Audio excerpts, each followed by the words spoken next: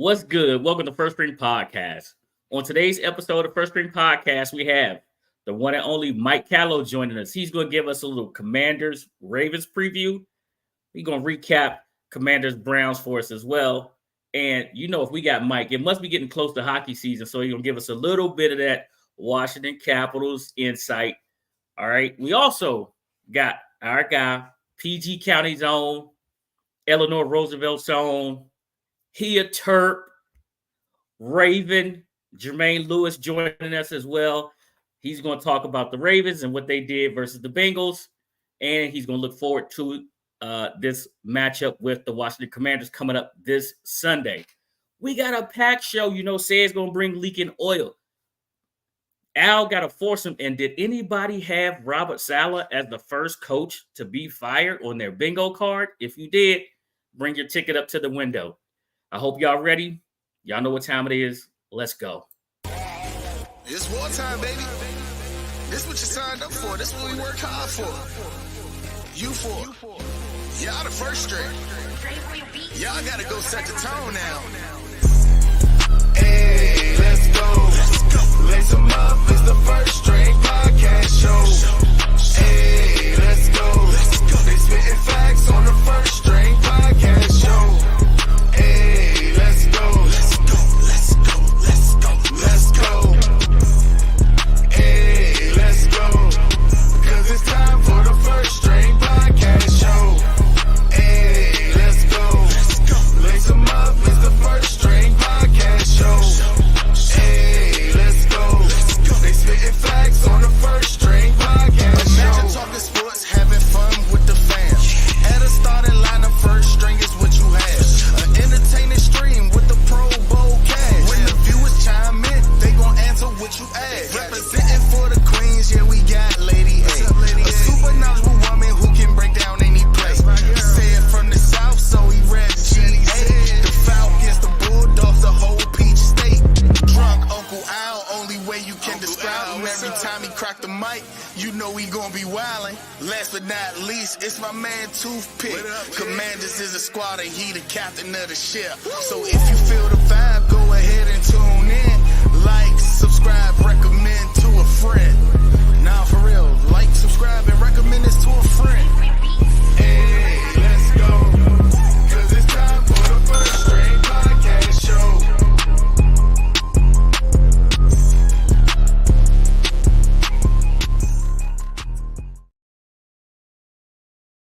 Welcome back to First String Podcast. Do not forget to like and subscribe to First String Podcast. Hit the bell to enable alert for new content just like this.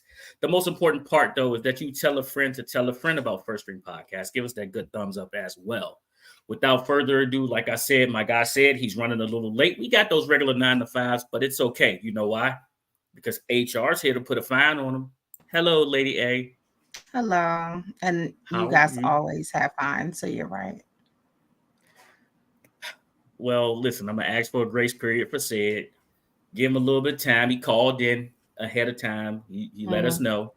Is that okay? So no fine for said today? That part's fine. Now, when he gets here, depends on what he says out of his mouth. Okay.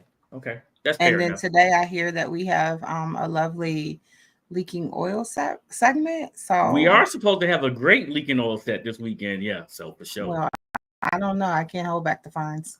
Okay. All right. Next, we're going to bring in a guy who's super happy, super confident right now because he stayed up extra late on Monday where two historical franchises went head to head, and he was biting his fingernails. Al, how are you? Whole day. Good afternoon, good evening, everybody. Man, that was a tough game to watch. I had split loyalties, as you already know. Mike Tomlin's my guy. So Right. I didn't want to go against them, but we needed to win more than they did. So Yeah. I made a special call up to Pittsburgh. I said, Mike, if you give us this one, I'd appreciate it. We walked away, and then Dallas walked away with a victory, so I'm good, man. So, So you good. I don't think it went down that way, but you could just stick some with the kind of way. story. Yeah, it went some kind of way, that's for sure. It All right. wasn't that way. It did. Everybody, I'm going to need y'all to calm down in the chat because what y'all about to see is going to be fire, okay?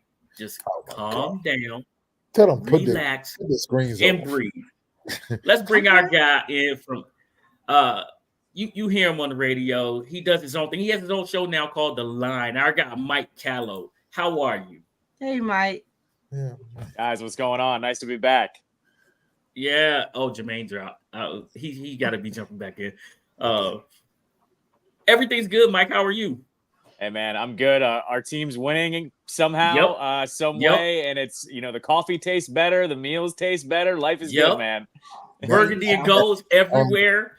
Not everywhere I eat, man. Not everywhere I eat. Go ahead. Burgundy and gold be everywhere, right? Listen, Yes. I know y'all see what's happening over Mike Callow's shoulder. I know y'all do because I asked about it as soon as he came in. But what y'all got to pay attention to is his hat. That hat is fire too. Mm-hmm. Mm-hmm. That joint is fire. And That is a nice hat. Is that a burgundy Dallas Cowboy hat? Burgundy and gold Nats hat, man. That old DC I was logo. about to You already say, know. what? The company that made this, my guys over at Hat Dreams, That's though, nice. they're over in PG County. They made a Cowboys color one too, though, so you can go check that one out. My guys over at Hat Dreams. Hat Dreams. Okay, looks like we got our Terp back. Our guy from PG County, from University of Maryland, Baltimore's own Jermaine Lewis. How you doing, J. Lou? Hey, how y'all doing today? I'm doing pretty good. I'm doing good. Thanks for having me on the show. Yes, sir. Yes, sir. It's good to catch up with you. Listen, I think Jermaine, you are probably our 6th, maybe number 7 Super Bowl champion that we've had on the show. We have B. Mitch, Doc, Brandon Stokely. Oh man, we've had a ton of people. Brandon Stokely was your teammate at one point. That's my guy. I used to play with him all the time. That was your teammate. We still joke. My wife still joke about this PlayStation Madden I gave when the PlayStation first came out. I had got access to it, and I gave it to him, and she was pissed off. But that's my guy, man. He's such a good dude that I just had to do it for him. Well, I'm on a side note. I used to beat this man in Madden so bad. He probably gave away his other PlayStation. He probably gave away his other PlayStation too. But that's for another. We'll talk about that later. Yeah, that's later. All right, listen. All right, so we got to start off with the question of the month. I'm gonna get you guys thinking real quick, and I'm gonna give you the question. All right, and then I'm gonna say what's up to everybody in the chat to give y'all a chance to think. I told y'all in the rundown question of the month, but I didn't tell you what it was. Okay, so we call this one a pick 6. All right, because what we want you to do is put together the perfect secondary. I don't care how many safeties you have. Don't care how many cornerbacks you have. But we need you to put together your best 6 in the NFL defensive secondary. It can be old school, new school. It don't matter. Your top 6. All right. Put that secondary together in your head real quick. I'm gonna say what's up to everybody in the chat, and I'm gonna come back to y'all. Wow. Bruce Glass is in the building. Of course, he's first as always. Hey, then we got our guy John from Garage Gym Life. He joined in. He said he has arrived. We got Droopy in the building, of course. Dump Truck Don is in the building. PG County's own Dump Truck Don also provides the question of the month for us. That's why he's telling us, get the question of the month ready. We got many more in the building as well. We can see y'all there. Just say what's up in the chat, and we got you covered here. And if you have a question for Mike Callow or for Jermaine Lewis, put it in the chat. If it's a good question, we're going to bring it up, and we'll get them to answer it for you, all right? So it's your opportunity to get the chance to interact with them. Of course. So, Mike, it looked like you ready. You got your secondary ready? So we going 2 and 2 here, or 4 total? Is that what we're gonna do here? 6. We're going 6. My bad. 6. Yeah, 6. ADHD brain. Let me think for a little bit more. Hold on. I got 4. I got 4 for you. You got 4? Yeah. All right, so Jermaine, you ready? Zoned out. Nah, I ain't ready yet, but I got a couple. I got Dion for sure. Okay. And then I throw I got to throw Chris McAllister there, my homeboy. I just think he was tall, he's physical, and he was a champion. I got to throw Rod Woodson. I played with him as well. He could play cornerback. He could play safety. He was very intelligent. He knew the plays, before they come. Then I like Charles Woodson. Got to throw Charles in there real quick. So that's 4 right there. So I'll just stop. 4. Yeah. Okay. I'll come back when I do. All right, Mike, you got 4 of them, or you got your 6? Yeah, I'll go with the first 4 that came to my mind. I got to go with the pair from the U. I'll go Ed Reed, Sean Taylor back there at safety. Okay. I mean, 2 of the best. And then I got to go Revis Island. I also loved how that dude. Nice. I loved how that dude would just go team to team. He had no problem going 1-year deal. Give me 15 mil. You know, that was back to when not a lot of dudes were doing that. No, he was getting bags. Yeah, and then I'll go with the Skins combo. Just to add it, I'll kick it up to 5. Got to go Champ. I'm biased here, and then was sick when he left and went to Denver. And then got to go in honor of him getting retired, his number getting retired in a couple of weeks. Got to go DG. Yep. Got to go DG 28. Got to go Daryl Green. Got to go Daryl Green. Yeah, Al, you owe some homework too, so I hope you're ready. Well, I think Jermaine and Mike been looking at my paper, man. They got some big guys on it, man. Because I got some of the same. Of course, I got Dion, Ed Reed, Daryl Revis. I also got Ronnie Lott on mine. I had Ronnie Lott on mine. I did too. I think somebody put a little fear into my across the back. And I got a Cowboy in there, Mel Renfro, man. Leads the Cowboys all-time leader in interceptions, man. I got Mel Renfro in there, and I got my man from deep in the woods. We've been talented a long time. It's kind of hard when you get a lot of Hall of Famers in there. So, and I think I said Dale Reeves, didn't I? Yeah. And I got Charles Woodson. I mean, like I said, he did it multi-levels, man. I think he can play a safety corner. I like the diversification in my players over corner to safety. So that's my 6, man. Okay. All right. If Jermaine, you ready? You got your last 2, or you good? No, yeah, I'm good, man. I'm good on defense, man. Okay. He's the opposite guy, man. See, I figured this was gonna be. I figured this was gonna be a tough question for Jermaine, because he probably be looking like, man, these dudes trying to tear my head off. Let me see. I don't want to go across the middle with this dude. Yeah, I know. So when I got to college, that's kind of the first thing I used to look at. Who got them safeties that'll take your head off? You know, a cornerback that don't really hurt, but a safety, he can generate a lot of force and put some damage on your body. Yeah. Well, Sean Taylor used to make people do a helicopter. So the fact that y'all said, Al, you said you needed some fear back there. So Ronnie Lott, this was my safeties. I had Ronnie Lott. I had Sean Taylor. I was gonna play Sean like a linebacker down in the box if he needed to. Right. And then I also put did I put Clark on there? I did because he said he would take down Derrick Henry 1-on-1. And I was like, okay, well, Ryan Clark, you made the list. Ryan Clark. So I had Ryan Clark. Yeah, he said that nonsense on ESPN one day. See, that's why I bring my last 2 out. I ain't want to just come up with nobody like that. No. So I put Ryan on there. He made my list for real.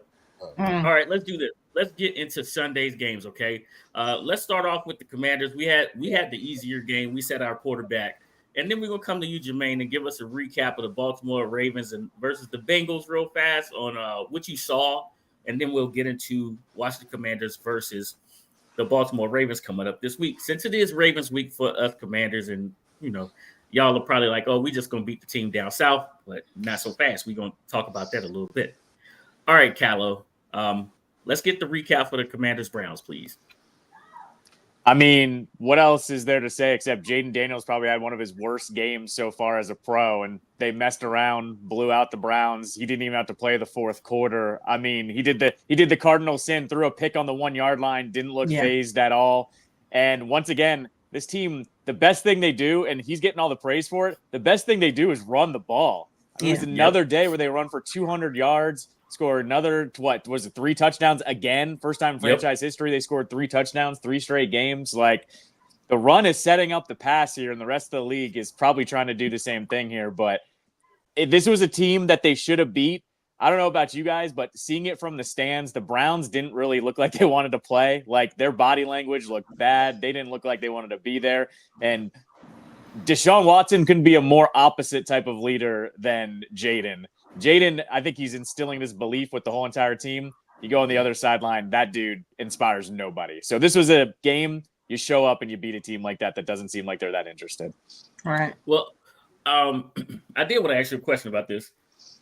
like you alluded to, the offense had run the ball for 3 touchdowns, first time in team history, right? But a lot of this credit has to be given to the offensive line because Tyler Badass, Nick Allegretti, Sam Cosme, those 3 right there, it's like they look for the physical contact. Not to mention the tackles that we have. Wiley's playing out of his mind. Cornelius Lucas and Coleman are tag teaming the left side, and we didn't even hear about Myles Garrett. Of course, they chipped, they did things like that to help out with Myles, but this offensive line has got to take a lot of pride in what they're doing as well. Well, I mean, rewind to last year, man. They were bitching about how Bieniemy was calling that offense, dropping Sam back there 40, 50 times. I mean, who shouldn't have been, dropping back 25 times. I think you get discouraged when you can't protect a guy and your offensive coordinator is constantly putting you in a bad position. So now they come along, they get a new quarterback, they get Cliff Kingsbury, and they want to run the ball. Look at how the roster is set up. There's a couple more tight ends than normal. They want to run the ball. They want to be a power team. They probably take some pride in that, and they're starting to gel a little bit. 100%, though, they deserve a lot of credit for this. Adam Peters deserves credit, too, for hitting on all of the free agents, to shore up that offensive line as well. 100%. They deserve a lot of credit because they're nasty out there, too. They have a different feel than they did last year. Yeah, most definitely, for sure. For sure. Lady A, you got a question? So at the beginning, I was in the stands as well. At the beginning of the game, it seemed like the offensive line was struggling. And then, like you said, they kind of gelled. It seemed as though Jaden found Terry. However, there were a couple times where he found Terry when Terry had 3 other people right there with him. How do you think that this adjustment on offense has impacted the game, and then kind of compare first half to second? I think one of the more underrated storylines of this season with this Commanders team is these coaches are actually doing adjustments. I mean, we're not used to seeing that with the last regime and the regime before that. I mean, they're actually looking to see what happens and saying, no, we have to kind of move in this direction. When it comes to Jaden, too, throwing to Terry, I think he also falls into the line of every other quarterback that's thrown to Terry, all 14 of them or whatever. He's down there somewhere. If I chuck it up and give him a chance, it's not the worst play in the world. And he puts it in a position where usually only Terry's going to have a chance to get it. So, I mean, I don't look at Jaden making these mistakes on purpose, but I do think he's kind of looking at it going, if I give that guy a chance and I put it in a good spot, it's better than just throwing it away. And we saw that happen in the Cardinals game, right? Where he kind of tried to force him that one time and the ball just sailed on him and he threw a pick. But then there's other times where Terry comes down with it. I don't think it's the worst strategy in the world. I also think Jaden, I think we can tell now at the beginning of games, he needs to calm down a little bit. I think we've seen it almost probably 2 or 3 games where we have a pass that goes, behind the line of scrimmage, or he makes kind of an errant throw. I think he just needs to calm down at the beginning of these games because he does settle in really, really well. Mm-hmm. All right, Al, you got a question? No, not really, man. Like I said, I'm just enjoying laughing at you all. Like I told you, I'm going to reserve my comments for most of how I think you all are doing to after week 8. I know you all are drinking the Kool-Aid right now, and the Kool-Aid tastes good. It got a lot of sugar in it. So I want y'all to enjoy it, man. Like I said, I want to see what y'all want to do against these Ravens. Y'all have played with the boys club. Now it's time to get back to the NFL teams to playing them. So I want to see what Jaden does when he's with, because I'll call Jaden a mini Lamar. I think he's patting his game. He's very much like Lamar in their games. I think Lamar's game is more advanced than his is, but Jaden's on his way. So I want to see how that goes when he has a quarterback on the other side that keep him off the field, and when he has to score, and he's not the one doing dictating too, but he's being dictated. Sorry, he's not the one doing the dictating, but he's being dictated too. So that's all right. Well, with that being said, yeah, let's go to Jermaine and get a recap of the Ravens Bengals real quick. Well, I didn't catch the whole game really because I was busy doing something, but I think but I think we just need time to gel as a team. I've been telling people all year, like as of last year, we had a big letdown. And it takes a while to recover from a loss like that. When we lost in the, that playoff game, we had a great season. So the other NFL teams start plucking our coaches, taking the middle players, some of the hardcore players that you need, to win games. So I think, we started off 0-2, and then now I think we're on a 3-game win streak. So I feel like we just as a team, I'm more in the gelling. If you could gel as a team, you can go on the road, you can play in the rain, you can play when you're down. We prove we can come back. Once you get down as teams, near the end of the season, teams will start fighting. They get down, they're going to fight each other. They're not going to fight the opponent. So now when we got down 0-2, everybody's talking bad, get rid of Lamar, get rid of Harbaugh. Now we're on a 3-game win streak. Now, you got to let us gel. And, I really like in the beginning, they still getting in shape a little bit, game shape. They didn't play any preseason games. So, that early, I'm like what AJ said, just wait a little bit, like week 8, week 9, when the team got to play, when the starters, couple starters is hurt, then you got to see what you're really made of. Right. Well, Jermaine, I wanted to ask you about the Baltimore team versus the Commanders. It's almost like a mirror image of each other. And Al sort of alluded to that right there as well. What are you seeing when you compare Lamar versus Jaden? And then you look in the backfield. Of course, you guys have King Henry. We're doing it with more of a 3-headed monster. And we're both run-first teams. Right. What are you seeing? So, so I've been talking about Daniels for a while. Just like I said, I was telling you earlier, I see these guys in high school coming up through the Under Armour camp, Under Armour system. I see them early, so I get to watch, how they develop. And I've been saying, see, the thing about Jaden Daniels, his footwork can get him out of any situations. He has kind of like eyes in the back of his head. He could juke you out, even he retreating, and he's still juking guys out, because he just knows he got footwork and he knows angles. So you give a guy a head fake or something, he's going to bite it. And he's going to go the opposite way, even if he's not facing you. I seen that. I seen him do that a couple of times. It's just like, a behind the back trick. It's like magic that he keep doing out there. And, he'll get better. And like I think Alvin just said, he's a mini version of Lamar, but Lamar's more explosive.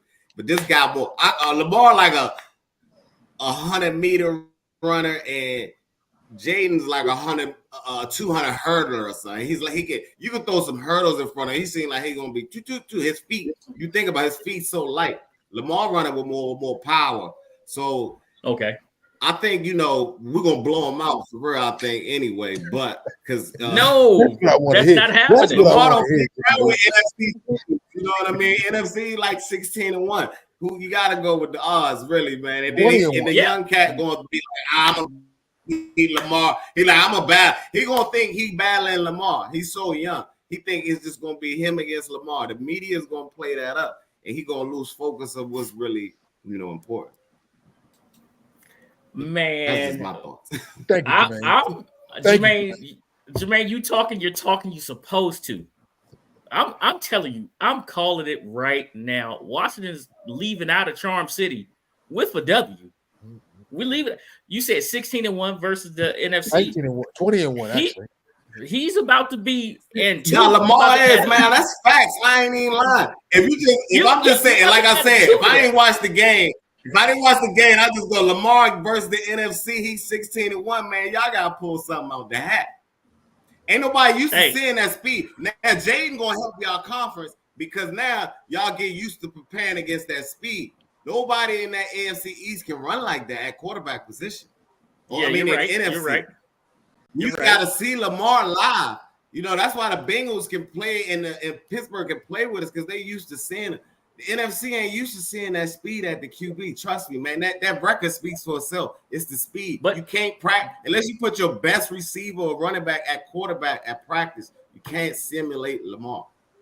But would you have to simulate Lamar when you have Jaden? And I understand you saying that Jaden is more elusive in footwork, but you saying Lamar has the power. No, Lamar got more moves though. They both different. They like two different players. They both got a nice skill set, but they just a little different. One is more powerful, and Jaden that skinnier legs. His moves ain't as if he like a Magic Johnson coming out slicking through. Lamar coming better. You know, I'm telling you. Okay, I got it, Mike. What you got to say, Mike? You look like you ready to say something. Nah, Jermaine hit it on the head. They're not the same quarterback. Like people love to say that they're similar, but like I'll take Jaden's first 10 yards over Lamar's first 10 yards, but I'll take Lamar the second he gets past the sticks, essentially, because he's going to burn you. Whereas Jaden does this thing where he rolls out to that pocket, and he's basically saying, come at me, and I'm going to juke the hell out of you and get my 10, and I'm good to go. They're different runners. They're not the same. And when it comes to passing, they both have really good vision. I would say, though, Jaden, the most underrated thing is that he's been accurate so far, too. Like, he has had no problem hitting the open receivers. He had that bomb to Diami on Sunday. He had the Terry bomb, for that Bengals game on Monday night. Right. He's able to hit those deep bombs while he's on the move sometimes. I just think they're two different quarterbacks. They're both really fun to watch, but I think they're just different. And I'll take his first 10 yards over Lamar's first 10, but Lamar's got the breakaway speed. He's gone once he gets that open field. Mm-hmm. Yeah, Lady A. So looking at this Bengals game, the first half wasn't as pretty. It wasn't sunshine and rainbows that first half for the Ravens. And ultimately they had to win in overtime. How do you think, because they did have to make adjustments in regards to the Bengals, and the Commanders also played the Bengals. How do you think, comparing their performances against the Bengals, how do you think that they're going to make adjustments within the game against the Commanders this upcoming week? That's for you, Jermaine. It was breaking up a little bit. But I think you're talking about in-game adjustments. Yeah, I think really, I think we're going to hit them with a lot of different looks. The first thing you do with a rookie quarterback is try to confuse him. When you create that hesitancy, it's going to mess up his reads. So that's the first thing I would do. I wouldn't even be pressure. I'd just try to confuse him. To slow a player down, you confuse it. You slow the brain down, and then he has to think. That little bit of thinking all over the place, that's all we need. And it's hard for a rookie just to come in, to our stadium and just get a win. I'm counting on that this weekend. Mike, are you going to the game? Nah, I'm not going to the game. Oh my God.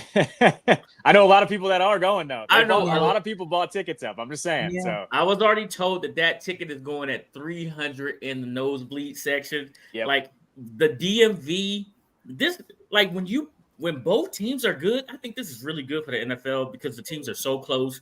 You got Raven fans and your family, you got Commanders fans and your family, you got people that may live in Baltimore that was raised in PG County that they want to talk to their family members. And this is one of those games where everybody can be in a stadium, you know each other, you hug each other, you still leave out and go to the tailgate after the game together and still talk your talk. Go ahead, Al. And Toothpick, you also have fans that have been so tired of the losing culture of the Washington franchise that have turned to be Ravens fans because the Ravens are actually a winning organization. So you also have that pick. So True. So I think those people feel at home being a Ravens fan and welcoming the Commander, Redskin, Washington football team right over to M&T. So M&T. So I'm just saying, and this is if I was a Raven fan, or if I was a Raven, I wouldn't feel that worried. Yeah, we just call them soft. Soft. Yeah, that's exactly it, man. So exactly. They can go. They can go. Al. You have people that have seen the light, as I would like to say. Al, your hatred is really laying on thick today. It we were coming off a winning week. Last week I was a little humble, more than I wanted to be. So I feel back to myself right now. That's what it is. I got my partner down at the bottom of the screen representing the Ravens that's about to come through and take care of y'all this week. You only want the Ravens to win because of what's on your hat. Like, let's call a spade a spade. I stay unbiased, but I speak the truth. Okay, you speak your truth. Yes, I do. Al, can you read this comment, please? Al is correct. We have a lot of fans who have jumped ship to the Ravens, but we're going to show them why they made the wrong choice. How can you show that after 4 games and even 5 games? No. Even if you win this game, which you're not, the Ravens have been a winning franchise for year upon year. They've won a Super Bowl. recently. Within the last, I think it was about what was raised about 10 years ago when Ray 2012. 2012 Yeah, 12 years ago. yeah. So this win still won't make them feel they made the wrong decision because when you look at the season in totality, I think the Ravens have a chance of going a lot further than the Commanders. Excuse me. Now So, you getting so much. You getting so much heat. You getting so much heat. Man, don't worry about it. Because he's being a typical Dallas fan. It's the fall time. I like the heat, man. It's getting a little cold outside. Like, hey, look, Alvin, look, real quick, just off my experience, just Daniels hasn't been in the league, so he's hitting them with a new skill set that defensive coordinators haven't seen and adjusted to. Once he gets shut down, that's the blueprint. They will find a weakness, man. He only has a certain amount of game. When you got a track record, when you got tendencies, they don't have the computer don't even have tendencies on them yet. You understand? So you don't even know how to game plan. He's just a nice talent. Once all the computers, we're gonna say on third down, now he likes to check down to the tight end. All that analyzation is gonna start coming in. He's new to the game. It's gonna catch him. I'm telling y'all, it's coming. It always to the downside. You are preaching to the choir. I've told these guys for several weeks that when the defensive coordinators get paid to stop people too. And that's why I say after 8 weeks, let's see when they got film on this guy if he's as dynamic as he looks the first 4 weeks. That's why I'm not drinking the Kool-Aid. I'm going to let the league catch up with him because right now he's ahead of the curve. I admit. But hold on, Jermaine. You played the offensive side of the ball. So when them computers start spitting out your tendencies and what you like to do, that's when you're coaching. Because on this show, the one thing that we say is coaching matters, and we've been saying that for quite a while. Coaching matters. Isn't that when your coaches start to tell you, okay, now it's time to make this adjustment, and this is what we've been holding back, because now they're expecting you to do this, and this is what we're going to do now? A lot of that is you got to play off of certain tendencies. So say we got to hope that they do their homework. So say 3rd and 3, we like to go a 5-yard out route to Andrews. All right. So now it's week 8. The defensive coordinator knows that. The cornerback knows that. That's when we run the out and up. You see what I mean? Because we hope that they know that tendency, that they're going to jump that third. We're going to take a chance on 3rd down because we know hopefully that they did their homework and they'll bite. That's the little things about the NFL. It take yin and it take yang. If you're sitting there, the yin and the yang means if you're giving a move against a defender that's just standing still, it's not going to work. You're just doing nothing. When you give another move, that's when the whole yin and yang works. So when a defense in late in the season, we expect 3rd and 3, Andrews to run the out route. We're going to jump it. That's when we pump fake and go. That's when I say those tendencies come into play. And then near the end of the season, players make plays. So you know the play, he know the play, go make the play. That's how it comes down to it. Man, Jay, listen, man, I know you got a lot to get going, to get into. We appreciate the time that you gave us, man. I hope that you'll come back and enjoy the podcast and talk some more talk with us during this NFL season, man. We'll come back later in the season when we get some of them stats. I like Jaden. Don't get me wrong. I think he the future. I love what y'all got. I love just you going against the Ravens. So if we was just going, if y'all going against someone else, I'll be praising y'all quarterback. I ain't gonna lie. I like that's what you're supposed to do. I argue with my father. My father liked the Panay. He liked the guy to Washington. I was like, nah, Dad, y'all got that guy. His footwork is immaculate, and footwork takes you everywhere you need to go. So Jermaine, before if you gotta go now, before you leave, man, can you give us kind of a what type of score do you think this game is going to have, man? Oh yeah. You've given us some good nuggets, man, and the things that I've told these guys, man. We're gonna put up 26. So whatever they can muster, I don't know. Yeah, that's 26. We're gonna at least do 26. We're on a 3-game win streak too. But y'all on a 3-game win streak. So y'all gotta break our momentum. We're gonna come out scoring. And then we'll see what happens. But I know it's probably gonna be like 26 to 16. A 10-point win. And Thank you, man. So the defense is back in Baltimore. What you're telling me, Jermaine? The defense is back. If you tell me that, I'm going to go put a bet on the under. I ain't set up on the bet. We got. I'm telling you right now. I'm going with the over. Did you see the last game out? He is not trying to get you to put your money down. Derrick Henry's first touchdown score, man. That's the only one you putting down. Put it in, baby. Put it in. I'm just getting you to check, man. Something good, man. I'm trying to 26 is not enough, Jay. If y'all score 26 is not enough. That's not enough. 26 is enough if the Ravens have the ball and dominate the clock. 26 is plenty. I got you, Jay. Thank you, man. Okay. Listen, tell your mom, your dad I said hello. Your little brother too, yeah, for sure. Tell him we said what's up, man. Hey, thank y'all for having me on the show.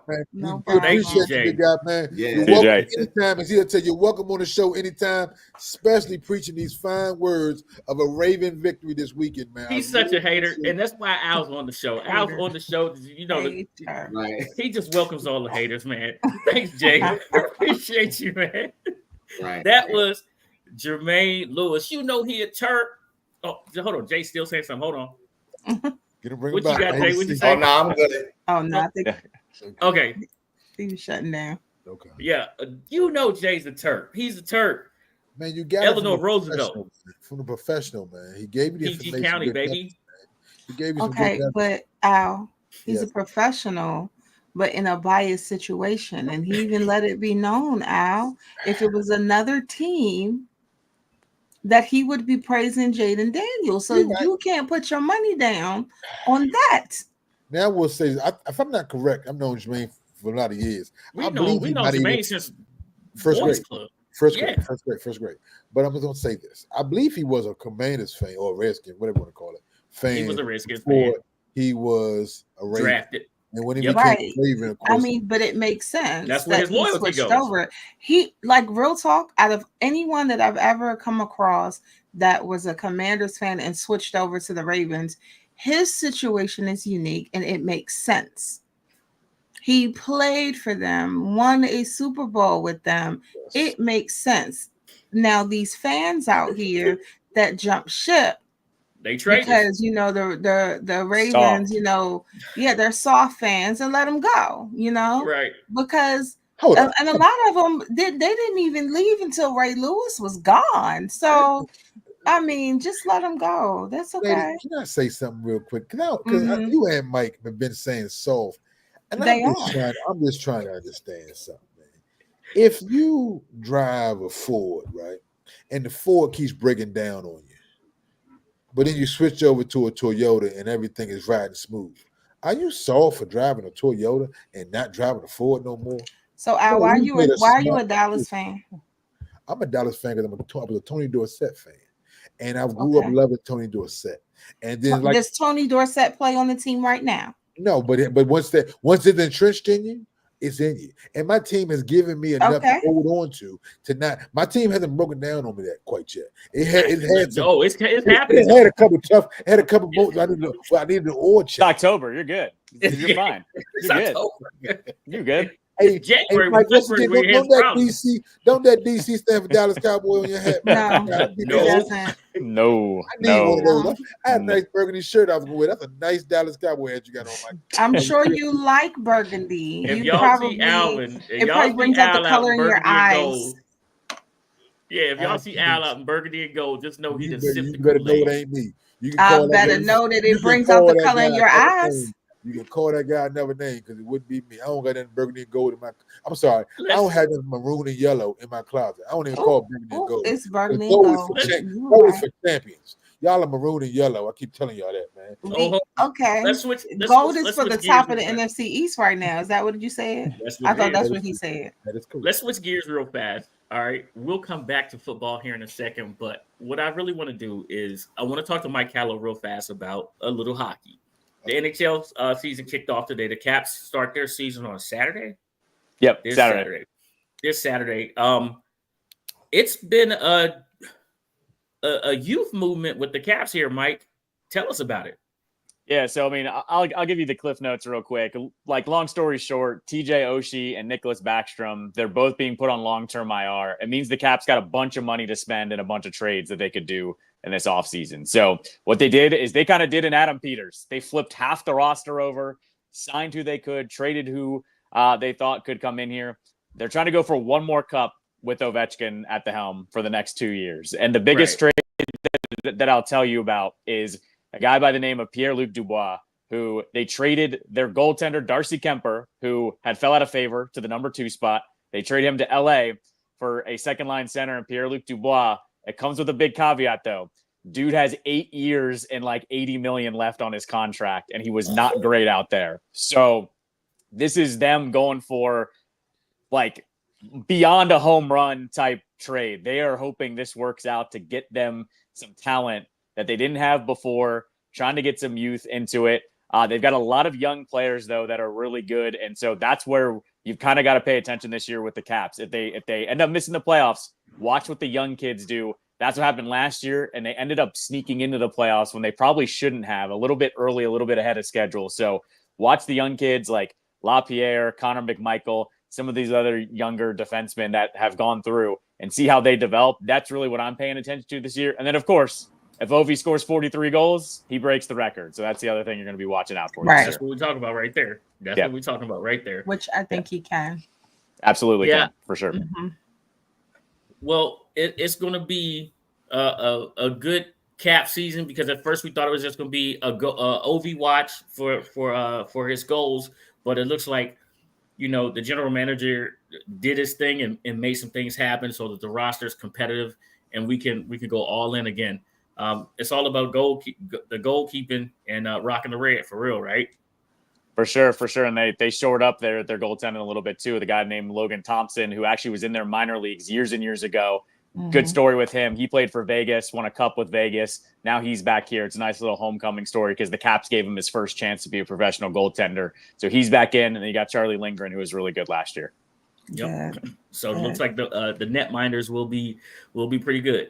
All right, let's flip it back to football, because I got Callow on here right now. So we're going to keep talking football, because the one thing about Callow that you guys don't know is he works with Bram Weinstein, the voice of the Commanders, and Bram goes in and talks to the coaching staff and gets little nuggets and things like that. So you have to listen to Bram's show, and you know Mike will give you some good things as well. So my question for you guys is this, or for you, Mike, is this: what do we not know about Jaden that gives this guy so much confidence and so much poise and all of this under pressure? What is really happening there? I think one, some of the big talk shows like Get Up and all of them, they started harping on it like 2 weeks ago. He played so many games in college, right? Like, I think he had something like 50, 55 starts in college. Went from Arizona State, then bumped up to the SEC with LSU, won the Heisman, like we all know. Mm-hmm. Why I think he just seems so unfazed is the word that I use, is he's just incrementally gotten better and kept bumping up the list. And he works his ass off. Like Frankie Louvu, he mentioned it in the postgame, this past weekend. He's in there at 4 a.m., and by the time Louvu and Wagner are getting in there to do their lift at 5 a.m., he's already done his lift. He's already done his film study. I'm impressed by that by any player, but I'm even more impressed by a kid in his mid-20s. Like, I'm sorry, we were all in our 20s at one point. I never worked that hard. And you could have been paying me, and I wouldn't have known the difference. I think it's just an honest to God, a work ethic, and he's slowly built himself up to this where this is just routine for him. And that's why he just seems to be so unfazed by just about everything that gets thrown to him. Indeed. All right. Lydia. Here's the Kobe gene. That's a good thing. Yeah. That's good. We heard about that. We heard about that last week from Lake Lewis Jr. When Lake was on, he said he works. Yep. Yeah. So you mentioned my cousin Frankie Louvu, and Al, I don't know why you're laughing, Al. Let's talk about the free agents that we have picked up, because that list has turned out to be just immaculate. Can you talk about that and that process and how they're just showing out. We went from worst case scenario and Ron Rivera picking the players to the best case scenario with Adam Peters picking the players. That's the best way to describe what has happened in this offseason. We already talked on the offensive line, so I won't really harp on that. But just about everyone else that he signed as well they've all contributed. Luvu is turning into the defensive MVP right in front of our eyes the last couple of weeks. He's been awesome. Jeremy Chin has also been very, very good, right? I think he's been fantastic. I look at Zach Ertz. I hated the Zach Ertz signing. I thought, like, this guy's old. He's washed. He's actually been all right. Like, just he hasn't gotten that many targets, but that's because, honestly, Jada just picks his spots to pass him the ball. I think the biggest one that we have to go to, though, is that number 2 wide receiver position. They didn't sign a specific number 2, but it's by committee. And we're seeing it at the end of games. It doesn't matter who it is. They just kind of work with what they've got. Zacchaeus had a clutch grab the other day after having the hustle and picking up the fumble. We've seen Diami Brown be a target multiple times. He had the bomb, but I go back to the Cardinals game where Jaden went to him 2 times in a row to put the Cardinals away in that 3rd and 4th quarter, right? You look at week 2 against the Giants, he went to Noah Brown, who had only been there for 2 weeks, for 2 really big plays at the end of that. You know, I think the biggest thing Peters and Quinn have preached here is attitude. So I don't even want to talk about the signings. I want to talk about trading Jahan Dotson, like getting rid of a dude that clearly didn't want to put in the work or, you know, be a blocker at times. I think what the best thing Peters did is he brought in the people that they needed to actually kind of shift this culture around. And that's what I praise him the most at right now, because I remember, you know, all these Eagles fans saying, oh, how we cooked. And all I was going was, I'd be worried if my division rival was giving away a former first round pick wide receiver. Your red flag should be going up right away. Yeah. And I'm sorry, the Eagles were down in Tampa a couple weeks ago, didn't have either of their starting wide receivers, and he had 1 catch. Yep. And so I look at it as a whole entire culture shift that Adam Peters brought in all of the right people, you know, to shift this team around. Yeah. He did. I commend you all. I definitely commend you. I'm amazingly surprised that I was not sure about Adam Peters, if he was just a byproduct of John Lynch or if he was a legit guy. He's the real deal. He's better. He's the real deal. I must commend him that the moves he's made. He's batting almost 1,000 on the swings that he's made. Right. I commend you all on that for sure. Mm-hmm. See, Lady A, I'm biased. I mean, my favorite is our kicker. I mean, you can't go wrong with that. John has been talking about the kicker in the chat for so long right now. He said 26 is, I believe one of his things said 26 is not enough when our kicker scored that already. Right, by himself in one game. But Shook battling an offense this week that I think that you don't understand. Their offense dominates the ball too, like you all have been doing to other defenses, where you all won't get off the field. You're not punting. You're putting it in. Their offense does that too because they have a consistent running game. They got that battering ram in the backfield that Dallas should have had, and they got a quarterback that can ad-lib on the move and keep extend plays and get first downs when there aren't. I mean, he played had the touchdown of the year against Cincinnati. Yeah. So I mean, what are you doing? What's going on here? All types of graphics popped up, man. What's going on? I didn't click on it, but I like it. Oh my goodness! Get it off the screen. Yeah. I didn't even get a chance to read it. Don't read it, Pig. It's nothing to read, Pig. It's nothing to read. It's pretty. It's nothing to read, Pig. It's very pretty. It's all fake right, news, misinformation, all that stuff. But I will say to what you were saying, Al, really quickly. You're right. You know, as far as both offenses, I think that this particular game will come down to the defense because the offenses are, they're so similar, and so the better defense will kind of tip the scales on this particular game. All right, Callow, I know I asked you to be here for like 20, 25 minutes. You want to stick around? For a couple more minutes. All right, because listen, Sad's here. Hey, Sad. What it do? Hey. What is going on, Sad? How are you? Hey. Listen, Sad, the fans have been clamoring for leaking oil. I don't know if you're ready or not. Are you ready? We ready to do the pick? No, we're gonna do the pick after. They want pick just messing stuff all up. You have to give the people what they want.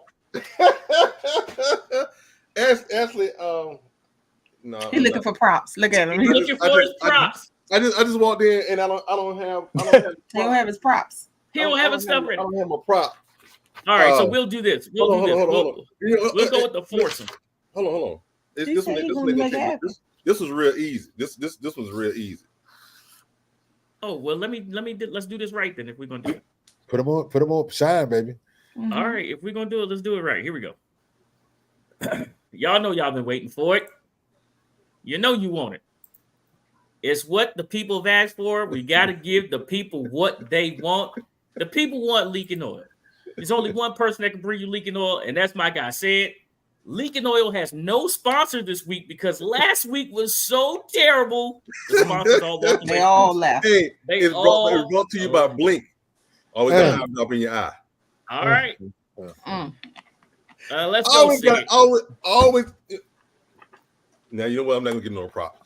Anyway, hey, welcome, ladies and gentlemen, to League of Oil. I mean, let's just say this weekend was absolutely fabulous. If you did not watch any college football this weekend, you are absolutely off the chain because you missed it all. Matter of fact, if you're an Alabama fan, close your eyes. Oh. What is this? Anchor down. Oh my goodness. This is the place you go to win no matter what. Oh, This is a 5-week play. that's your anchor. Don't you like it? Anchor down. Anchor down. Hey, Pick, I need you to tell them how to draw an anchor. Yeah, because that ain't cool. Say if you got to say roll tide. I'll say it for him.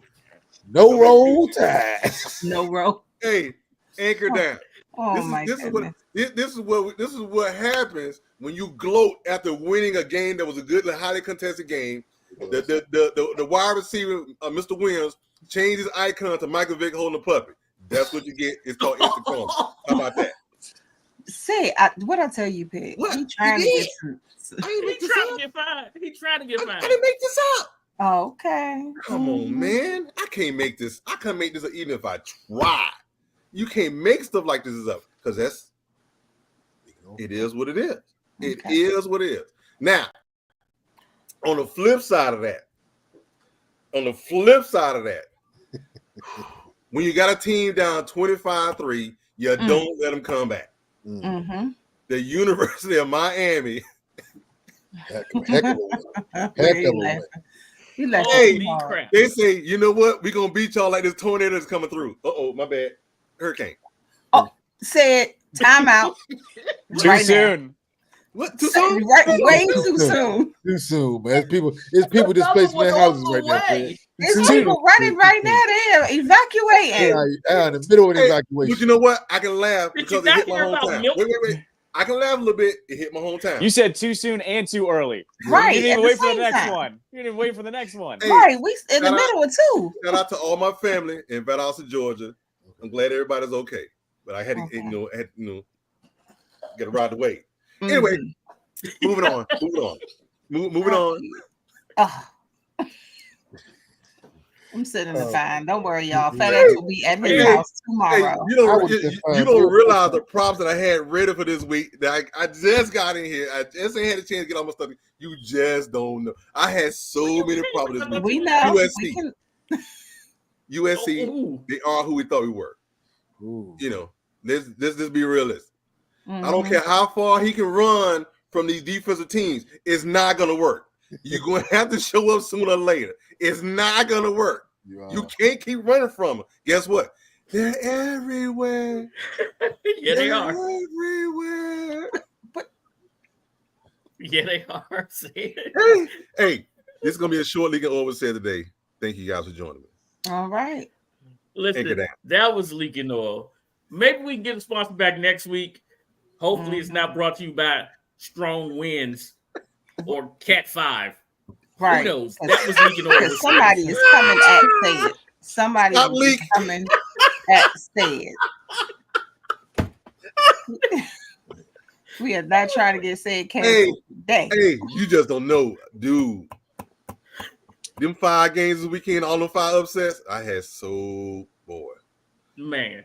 I'm right. sorry. You know, sometimes we still got regular jobs, and just, my regular job went a little long today.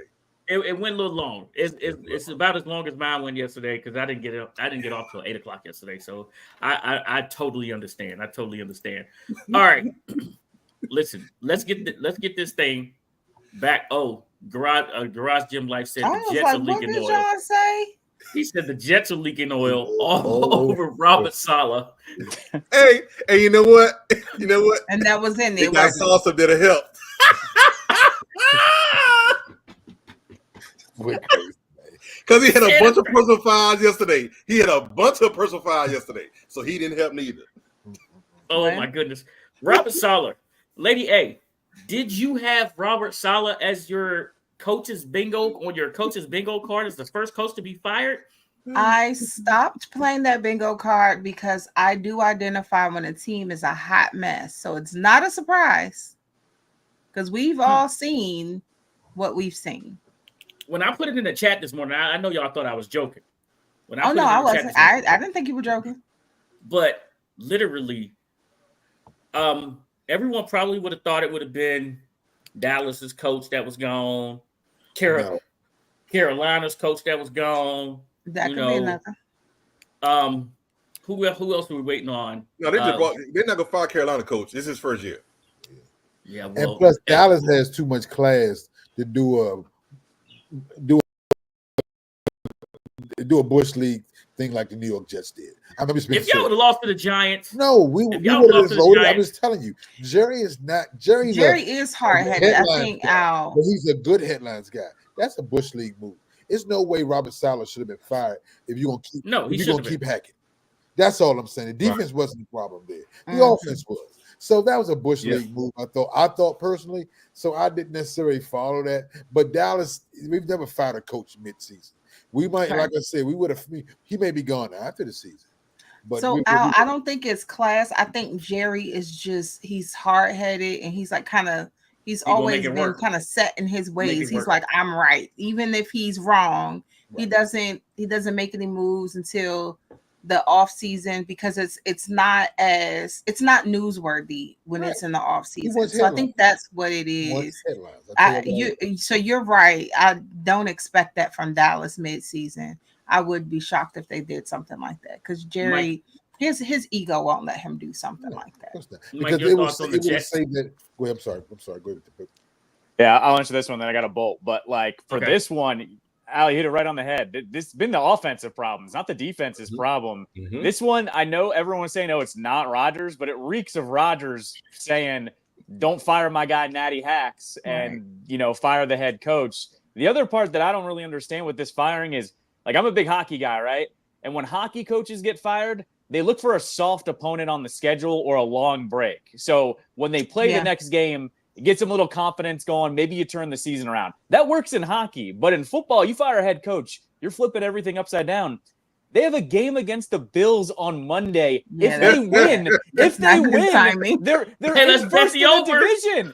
They're first in the division if they win, though. So if you had to just let this one play out, who knows? That's what I don't understand here is they've lost 2 in a row. Y'all can win and be first in your own division. Right. The panic isn't there. They're not 0-5 or 1-4. Yeah. This one is.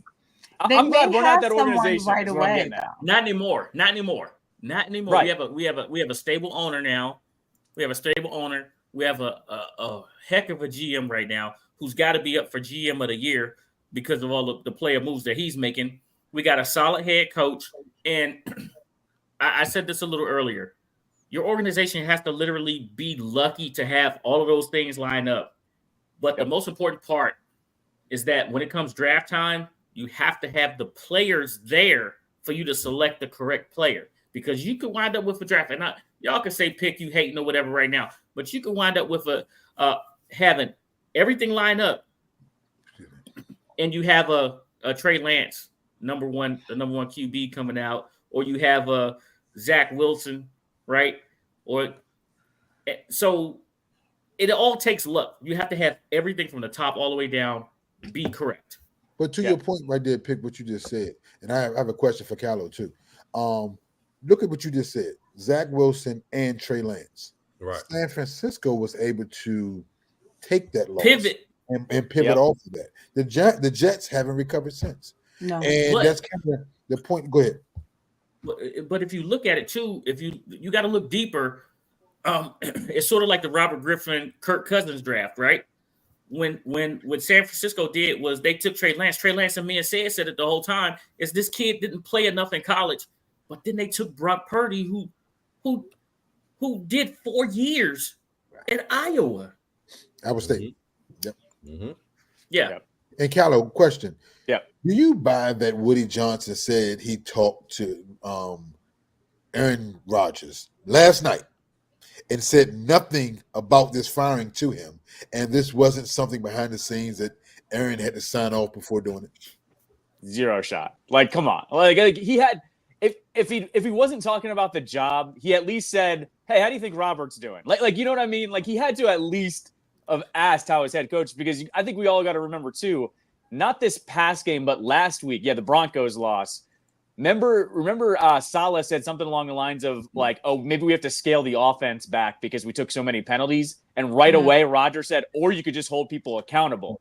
I think that was the breaking point right there, because that's Woody Johnson going, "Why is the 40-year-old quarterback calling out the 45-year-old head coach on something very simple?" Like Saleh didn't have to say that, and then they lose in London, and I think that's what did it. But he had to have asked him, "Hey, how do you think Robert's doing?" And I'm sure I'm sure Aaron told him exactly how he felt about it. I think so. And real quick before you leave, and the problem with that is he played like trash in the last game. Yep. He was open receivers, Three picks. of them. There's 2 games. A bunch of them. I didn't watch the game before, but I watched the last It's game. finger pointing. Yeah. And he didn't play his best. He forced the ball to Lazard a lot. When you got the all-star on the other side over there. Yep. So he need to hold himself in the same regard. Because personally, when he went down with that little leg injury, I'd have brought Tyrod Taylor in anyway. Right. Yeah. I mean, because it's finger pointing. It is. So, what happens if the interim Callow. coach comes in and wins? I'm Callow. sorry, go ahead. What's up? Go ahead, Pick. I'm sorry, I cut you off. I think he might be delayed. Nope. You got to go. Go ahead, Alvin. That's your question. No, I was saying, what happens if the interim coach comes Go, in Al.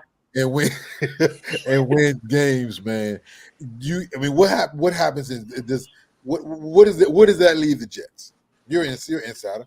I mean, look, what I think this whole thing is leading into is, so I was listening to Schefter. Schefter was on, Greeny was out, but his fill-in people, whatever, had Schefter on. And Schefter mentioned 3 separate times, this is, if it's Aaron Rodgers' final season, they were trying to salvage it. And he kept saying, if it's his final season. I don't even think Aaron knows if it's his final season. And so what I think happened is I think Rodgers pretty much said to Johnson, if you don't switch the head coach out, I'm definitely not here next year. And I think that's what held him over to the fire. And that way, here's what's going to happen. It doesn't matter what happens with the interim head coach. Rodgers is going to help pick the next head coach. That's what's going to happen. He's not even going to be there. That's insane. I agree. Right. But he's a narcissistic 40-year-old that does a lot of drugs in the offseason. Like, I mean, of course this is going sideways on the Jets. Like, why are we shocked here? Why are we shocked? Mike, I think you just got fined, Mike. I don't know. I'm just saying, you just got fined for drop the mic. That's what you... Right. Hey, Mike, I'm gonna give you a close up real fast. I'm gonna give you this solid solo shot. Describe that jersey back there behind you. So this were my dudes over at Liberty Bell Jerseys. It's a 1-of-1 Caps Commanders jersey. If you recognize, it's not the same W the Commanders have. It's actually the W that the Caps have combined with the Commanders logo. 1-of-1. Hopefully they make a couple more, because the second I bought it, everyone asked where they could get one. So it's one of my favorite jerseys that I picked up. All right. Thank you, Callow. Listen, Callow always comes in with fresh brims. You see his thousands of hats back there, and he threw that jersey up there. And first thing I spotted when I came in, Callow, thank you for always being available to me, man. I really do appreciate it. We'll get you back sometime during the hockey season and talk some more football. Of course, man. Always appreciate being on with you guys. Thanks. And love that Thank Dallas you. Cowboy. Thanks for the extra time, too. Love that Dallas Cowboy burgundy and gold, Mike. Love it, man. No. Get Later. Bye. Later. terrible. That was Mike Callow. Oh man, listen, I don't know what Say's doing right now, but it's behind the weird. desk, man. Al, you ready? Man, whenever you're ready, man, I'm here, man. You know, I'm always ready, baby. I'm on victory Sunday night, baby. We feel good. Victory Sunday night. Well, listen, Al's talking about a victory. Y'all know what that means. It is time for who's in the foursome.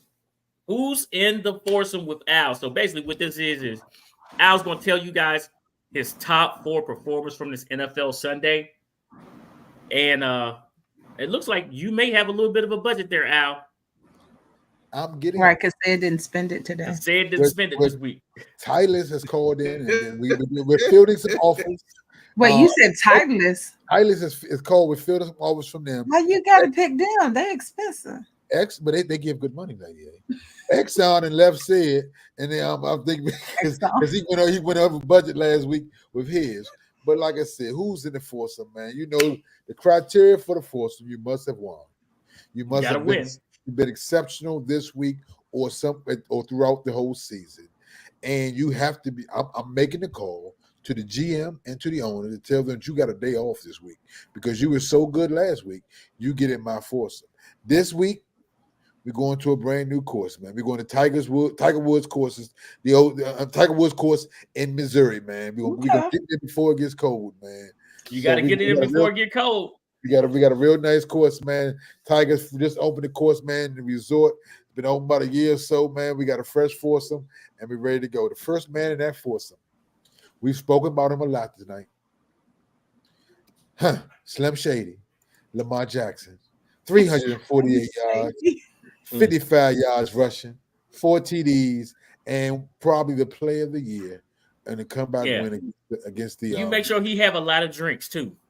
Oh man, we're gonna get him massages. We're gonna take care of him. We're gonna give him no. We're gonna get him ready for this week. No liquor. Deshaun just left, so he said Deshaun just left. He took all the resources with him. The next guy I'm calling Arthur Blank.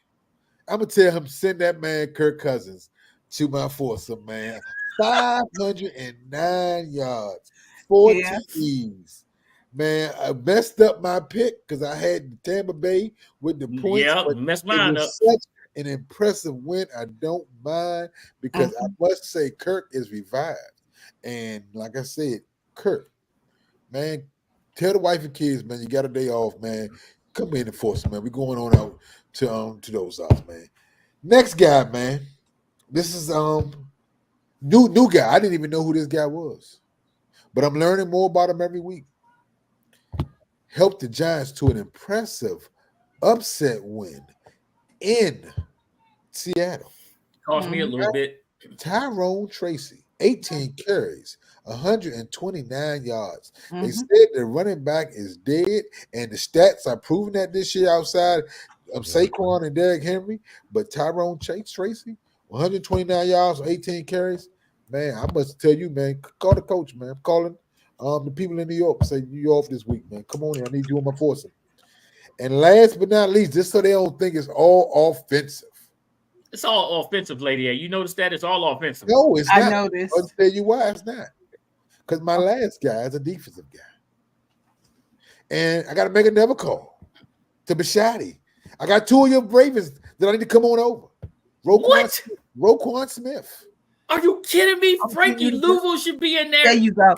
My cousin should be there.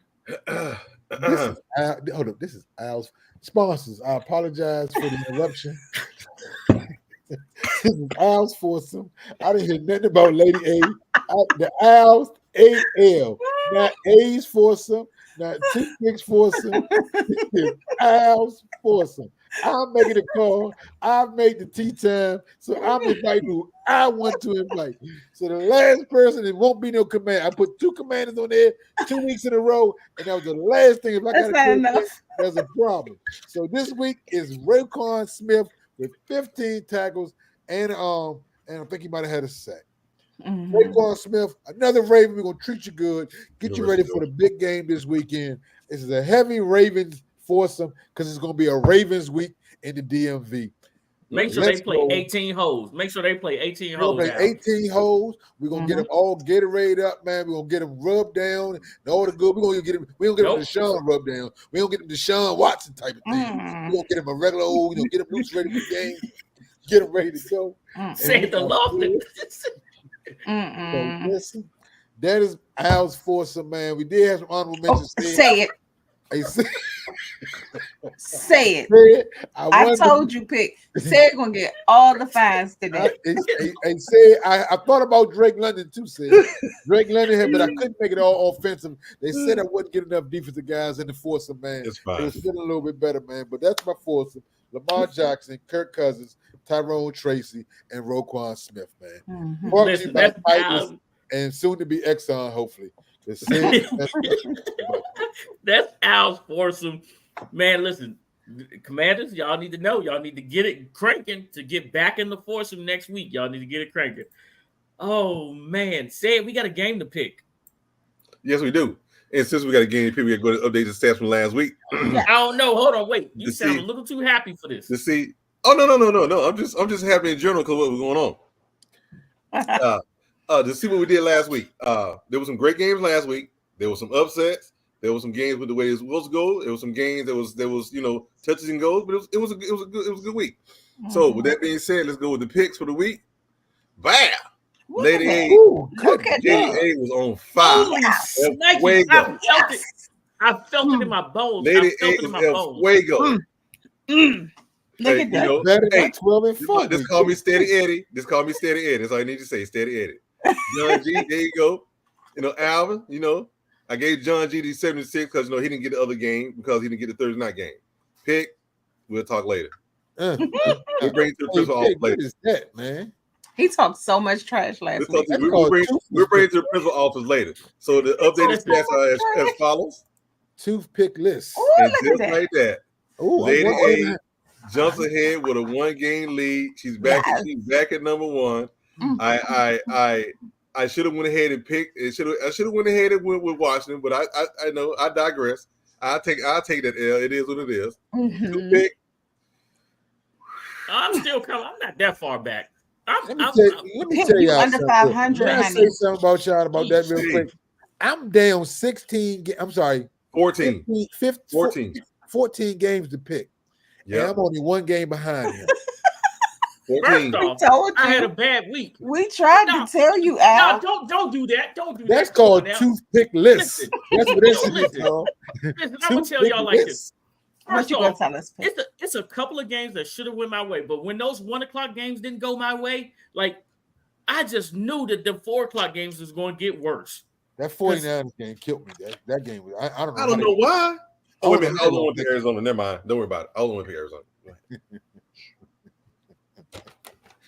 I'm gonna just say this, okay? I told y'all, especially Pick was talking trash. Pick talked so much trash. And what did I say? I said all it takes is 1 game. I literally said that. Pick, so you can go back. I want you to remember that. I want you to remember that. I want you to remember that because you went 11-3. Congratulations, you did your thing. Thank you. Last week. We start a new week today. Yes. Let's get don't to this talk matchup no trash. Thursday night. Let's get. Oh, I'm gonna talk my talk. The Texans selling that ball, they saved you.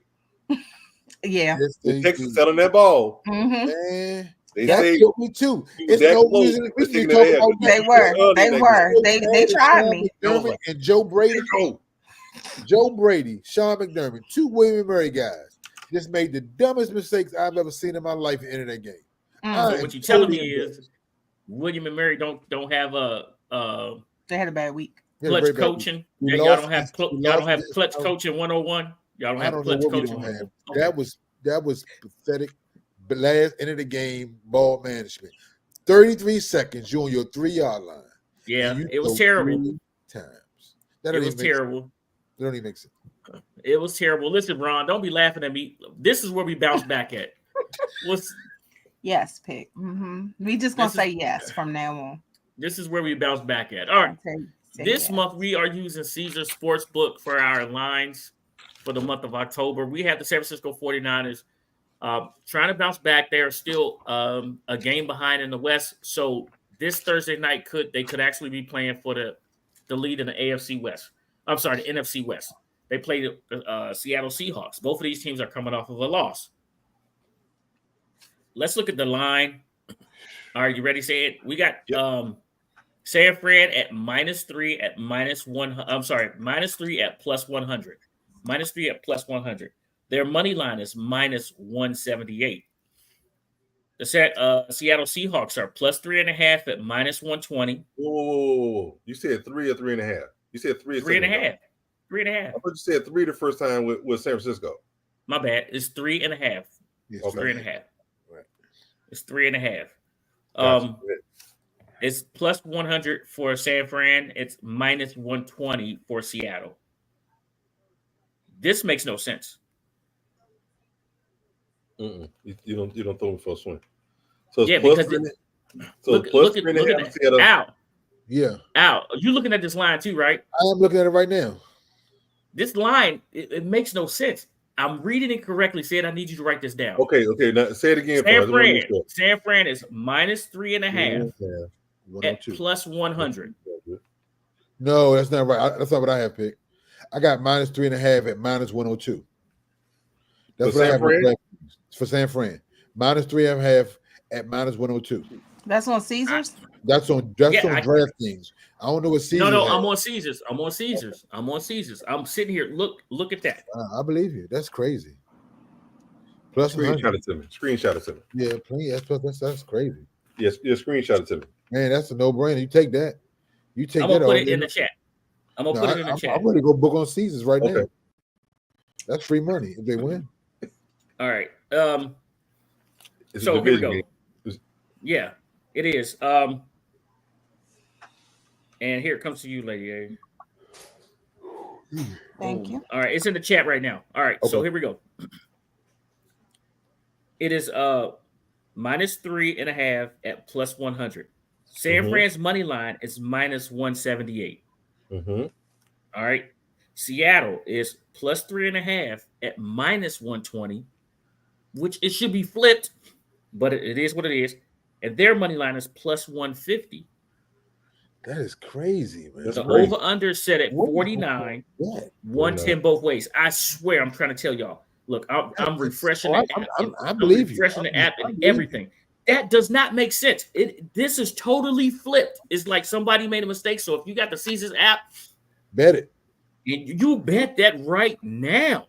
Mm-hmm.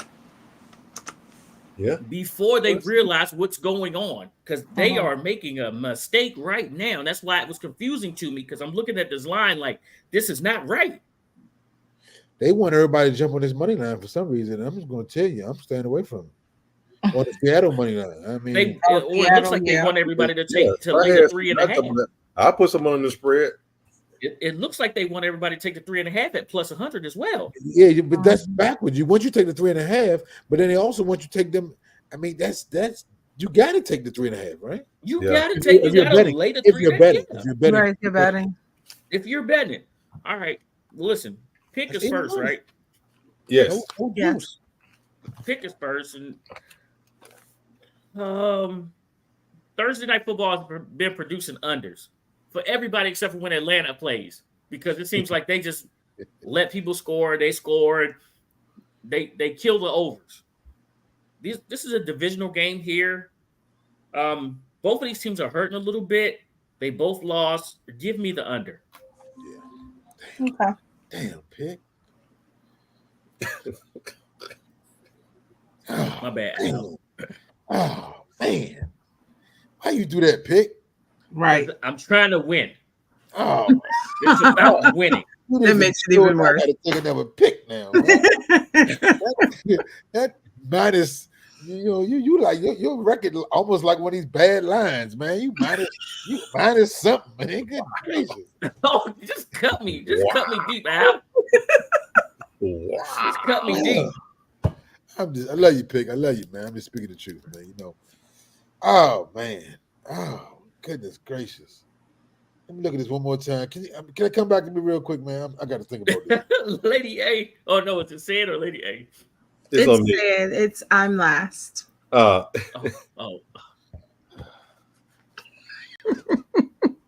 Hey, I can tell next week's record is not gonna look the same. You ready? You ready, Al? I'm ready, man. Go ahead, Al. I wanted the under, but give me San Fran money line, man. I love you, Pick, but I ain't riding that boat with you, man. I'm jumping off that shit. Don't worry, I'm gonna make sure that I write this down and remind y'all. It's a divisional game. Yeah.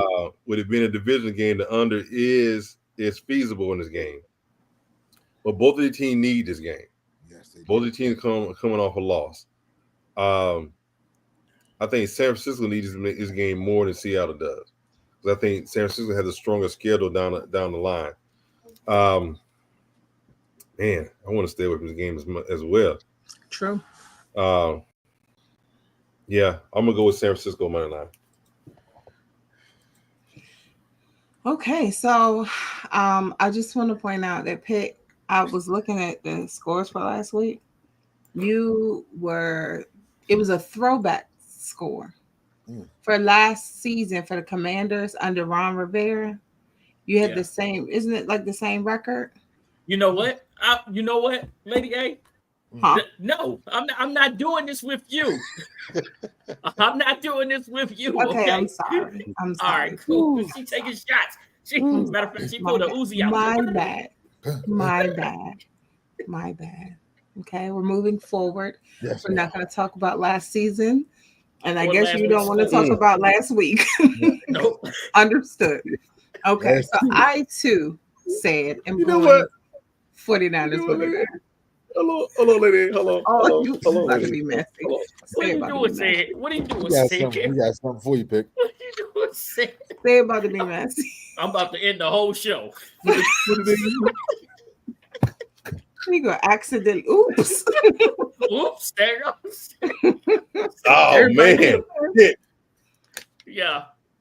What week is this? 10-7. Mm-hmm. Yeah, it's about to say. That's what I'm saying. Last year. You ain't put last year's out, are you? It was 6-8 last year. History does repeat itself. You know what? I'm sorry. Lady, what did you say? What you want, Lady? I'm sorry. 49ers money line. Okay, Lady A. Mm-hmm. You know what? All three of y'all y'all redeem themselves. All three of y'all on the same side of the boat. All three of y'all. It's called a winning record. It's called a winning record. It's all right. We are all above 500. Bring it on. Who can't say Bring it that on? That's okay. Bring it on. Bring it on. Say it. Show everybody what we're playing for. Say it. Show everybody what we're playing for. Because I want y'all to know. To be the man, you got to do what? You have to beat the man or the lady. Yes, you do. Because I did just that last year. I beat the men and the women last year. Oh, whatever. It's a new season. But anyway, this is what we're playing for. Just coming home to daddy. Me being the back-to-back champion. You know, I'm gonna go ahead and get my name stamped on it so y'all can see. You don't get your name stamped on it. No, how you gonna get your name stamped on it when you got to bring it to my house? I'm going to get my name stamped on it because I'm the back-to-back champion. It is metal. He cheated, y'all. Well said. He looked at my spreadsheet. It's a new sheriff in town. All right, listen, hold on. We got one more thing to cover real quick. Please. We got one more thing to cover. And we talked about it a little bit, but we didn't really answer the question. So I called Sid on Sunday. It was Sunday, right, Sid? Mm-hmm. Mm-hmm. And I said, I just don't feel like Aaron Rodgers is a Hall of Fame quarterback. Huh? I just don't feel it. And I'm going to explain why. Please. This year, we have Eli Manning eligible to go into the Hall of Fame. Not a Hall of Fame. Right? There you go. You said he's not a Hall of Famer. He has 2 rings. Right. He has 2 rings. Right? Right. But Eli got more done with less. Aaron Rodgers has whined and cried over the last couple of years. I need this wide receiver. I want that wide receiver. I need this person. I need this head coach. I need that person. And he only has 1 ring to show for it. Right. But the totality of his career, Pick. Go ahead. I'm sorry. Speak on that, Al. And me and Sayed had this conversation, and Sayed saying the same thing that you said, Al. He goes, his numbers. He got the numbers. Let me go over a few things that you picked to correct you out. First of all, Eli Manning has the same number of touchdowns as he does as interceptions in his career. You're absolutely right. Rodgers has 3 or 4 MVPs. Rodgers has been first team All Pro, I believe, 4 times. Mm-hmm. How many coaches has he gotten fired? And Eli hasn't even been an All Pro once. But how many coaches has he been? Or been on an All Pro team, first, second. Because Eli was good. Eli had 2 great games, and they happened to be in the Super Bowl. Yep. And to take nothing from him. I'm not saying that Eli's a Hall of Famer. If his name wasn't Manning, you would put him in the same box as you wouldn't even know he wouldn't be. This wouldn't even be a discussion. No. I was just saying, and the only reason I brought Eli up is because Sayed said to me, he got a ring, pick. I said Eli got 2. Oh, okay. So you saying Eli ain't? Well, why do you think Rodgers is not an MVP? That's the question. Rodgers needs so much because Rodgers needs so much. And if you are this he was all world, all generation quarterback, right? No. I'm just saying. Listen, number 1 all time in QBR. I get what you're saying. Don't that doesn't mean you can't take away in the Hall of Fame. You can't take away from what the dude has done on the field, right? But there are other players who've done just as much as Aaron Rodgers, but he's not Aaron Rodgers, and he doesn't make the spectacular plays, and he doesn't, and they don't go out and do this and that. Like Phillip Rivers put up numbers. He don't have no Super Bowls to show for it, but we're not saying Phillip Rivers is a first ballot Hall of Famer. I think Phillip Rivers has just as much of a case to be a Hall of Famer as Eli Manning. He does. But let me say this: all the guys you say that did what Aaron Rodgers did are in the Hall of Fame. I get what you're saying. Don't get me wrong. I'm just saying if you my point was this: Phillip Rivers has been outstanding. He doesn't have a Super Bowl. He's been he's done so much with so little. His best athletes was LaDainian Tomlinson and the tight end Gates, right? Okay. He didn't have 50. Yeah, I get that part. But to turn around and hand the ball off to LaDainian Tomlinson, you don't get no stats for that as a quarterback, right? But you don't get no stats. You don't get no stats for that. But you get your wins, you get your recognition, you get your Pro Bowls and things like that. But nobody's out here beating the drum for Phillip Rivers right now. But you can't turn on a Jets game and they're saying Aaron Rodgers is going to the Hall of Fame as soon as he retires. And he looks terrible and he gets coaches fired. But you're talking about the end of his career. You're talking about small percentage of his career, pick. Yeah, this man has over 60,000 yards. I know what he has. I understand his numbers. I understand. I'm not arguing his numbers. Like the guy, the person. 482 touchdowns. No, and probably like 87, probably 90, like 87 picks. He probably has 40 touchdowns and probably doesn't have 100 picks. No, he does. He has. No, he got 100 picks, Al. Oh, does he? It's not much. Hold on, it's not far over 100. It's 109. 109. Okay, come on, man. That's like that's about better than a 4-to-1 ratio. I understand. Listen, I'm just saying. I understand. I said. What did I say? I said no. That's not what I said. That's not at all. No, that's not it. Like Aaron Rodgers. No. I don't have a problem with Aaron Rodgers. I was just saying that Aaron Rodgers for everything that he's done, everything that he's given to the game of football, I'm appreciative, right? He's had some spectacular wins and things like that. It's just when you think about a Hall of Famer, is the first person that you're going to think about like a Aaron Rodgers, or is it like a Dan Marino? Is it like a John Elway? You know what I mean? Aaron Rodgers just doesn't come to mind because these guys, Dan Marino never won a Super Bowl, went to multiple Super Bowls, right? Mm-hmm. Aaron Rodgers has been to how many Super Bowls? 2. And won 1, right? But the thing is, Aaron Rodgers in modern day, that's not even like you can't say he been to like 17 Super Bowls and nothing like that. This is modern day stuff. Some of the stats are going to change with the time. You know, I'm always speaking highly of Aaron Rodgers. I know he's a jerk, apparently, personally, but you can't, this man in his whole career, even with terrible seasons that he has had, or a whole 2023 season where it was completely zeros across the board, he's still at 65.2%. Mm-hmm. And don't get me wrong. Like I said, I get it. I totally get it. But my last thing that I remember saying to say it was, and me and Say had this conversation. We always have all kinds of crazy conversations, right?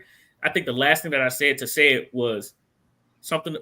Oh my God, I just had it right there for a second. It was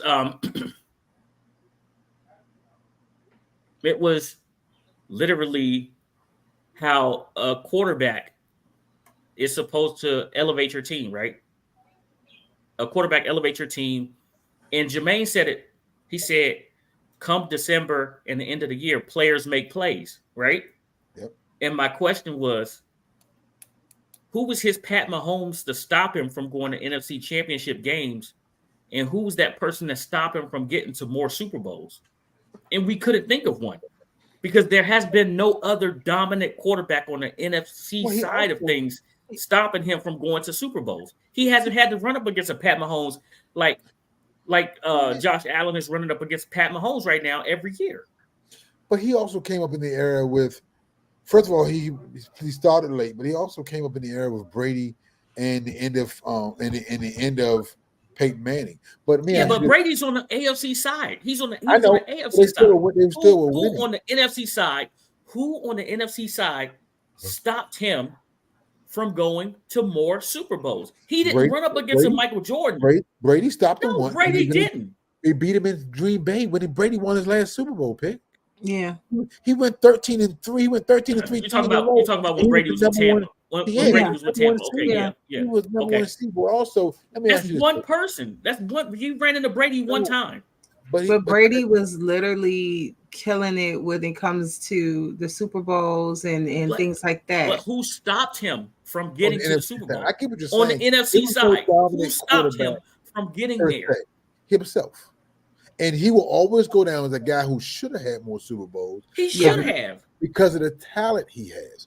But exactly. So you can say he underachieved with his talent. That's still there, but he still did a heck of a lot, pick. I mean, if Kurt Warner's in the Hall of Fame, Aaron Rodgers has to be. I never thought that Kurt Warner should have been in there anyway. I get it, but they put him there. The NFL Network put him there. That's what I'm saying. They put him there. At the end of the day, pick. Going into the Hall of Fame is not just your Super Bowl. It's your individual stats. There are players that have gone to the Hall of Fame that they don't have a Super Bowl ring. Again, if you look at all the talent that he's had around him, a quarterback can throw a 2-yard pass, they can throw a 7-yard slant, and a wide receiver giddy up 60 to 70 yards. The quarterback and so every do one of you those think yards. It was valid? Do you think his claims of not having the right players or the right coaching around him is valid? Because if you look at his stats and then you look at the Super Bowl wins that he doesn't have, then it could be that he has a valid point. Every single year he did not have, since 2005, he has not had amazing talent surrounding him every single year. He didn't. He had Devontae. That's it. But only one season was he below 50%. So, you got to keep it real. Huh? And most of his passes probably went to Devontae. But that's not a whole team. Two people cannot make it to the Super Bowl. Right. Exactly. Let me ask you something, Pick. Even with the whole thing what you were saying, I know it was Aaron Rodgers, started with Aaron Rodgers, but we also started this conversation with Eli Manning. Eli Manning, in my idea, and then some people may disagree with me on this, but this is kind of how I feel. I love Terrell Davis. I thought he was a heck of a running back.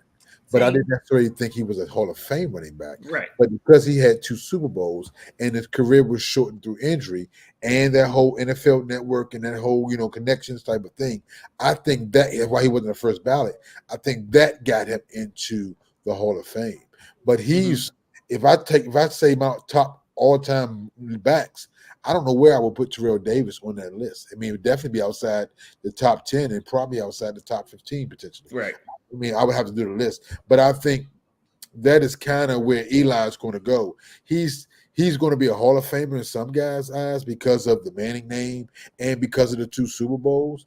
But when you go your all-time quarterbacks, Eli's not even making the top 20. No, he's not. Well, I'm gonna say this though. I feel like Terrell, a lot of people wanted him to be in there because his career was cut short because of his injury, and they're kind of looking at if he played a full career, he would have deserved to be in the Hall of Fame.